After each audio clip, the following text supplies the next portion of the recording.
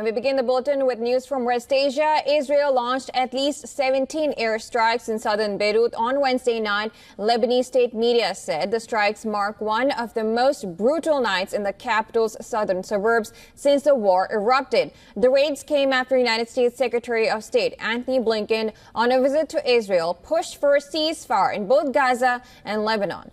Blinken's visit to the region, his 11th since the Gaza war began, was a part of continued U.S. efforts to end the war and limit its regional fallout. Blinken said Israel had achieved more of its strategic objectives in Gaza and should now aim for a lasting success. He also told Israel to avoid further escalation with Iran. As Blinken pushed for a ceasefire, Israel continued to pound the historic Lebanese port city Tyre. Huge clouds of smoke billowed above residential buildings, a UNESCO-listed port city in South Lebanon, which Israel began bombing hours after issuing an order online telling residents to flee central areas. Residents of the region sifted through what remained of their homes after Israeli airstrikes hit the center of the city. Tens of thousands of people have already fled the region as Israel steps up its campaign to destroy Hezbollah in Lebanon. Israeli airstrikes pound Tyre, a historic Lebanese port city. Israel began to bomb roughly 3 hours after issuing an order online for residents to flee central areas of the UNESCO-listed city. Tens of thousands of people have fled Tyre in recent weeks. US Secretary of State Antony Blinken was in the Middle East on Wednesday to push for a halt in fighting between Israel and militant groups Hamas and Hezbollah. But there was no respite for Tyre, usually a bustling hub for Lebanon's south, with fishermen, tourists and even UN peacekeepers on a break from deployments near the border, spending time there by the sea.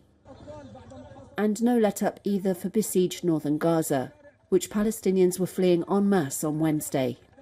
Health authorities reported at least 20 people killed in fresh Israeli strikes. Khulud Abu Nada was among the many displaced with nowhere to go yet again. It has been 18 days. They have implemented a siege on the north. It was like they put us in a prison. We could not leave. We cannot take it anymore. We are being exterminated in Gaza and no one standing beside us.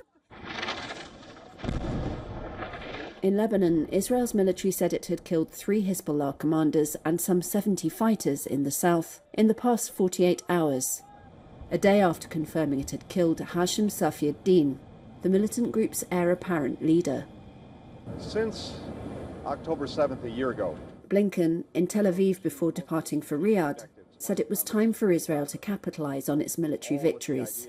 It's the last major US peace push before the November 5th presidential election, which could upend US policy in the region.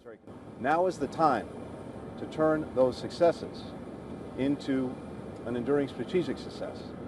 And there are really 2 things left to do. Get the hostages home and bring the war to an end with an understanding of what will follow. This was Blinken's first Middle East trip since Israel killed Hamas leader Yahya Sinwar, a death Washington hoped could provide an impetus for peace. But Gaza residents say that since Sinwar's death, Israel has only intensified its assault on northern areas. And our correspondent Susan Tenani brings you more details in her report. The Biden administration is exploring alternative solutions to the Gaza conflict as Antony Blinken continues his 11th trip to the region. Secretary of State Antony Blinken discussed these alternative options with families of hostages, including a brief pause in the Gaza conflict in exchange for several hostages. Now, this is an approach that differs from that comprehensive ceasefire plan proposal that was put forth months ago and the one that Hamas rejected. Israel and Egypt are now in discussions for a shorter ceasefire, about 1.5 weeks, hoping to release some of the 101 remaining hostages. U.S. officials hope that Hamas will be open to negotiations now that their leader, Yahya Sinwar, has been killed. But Hamas says that they will not come to the negotiating table, at least not for now, until Israel guarantees that they will leave Gaza.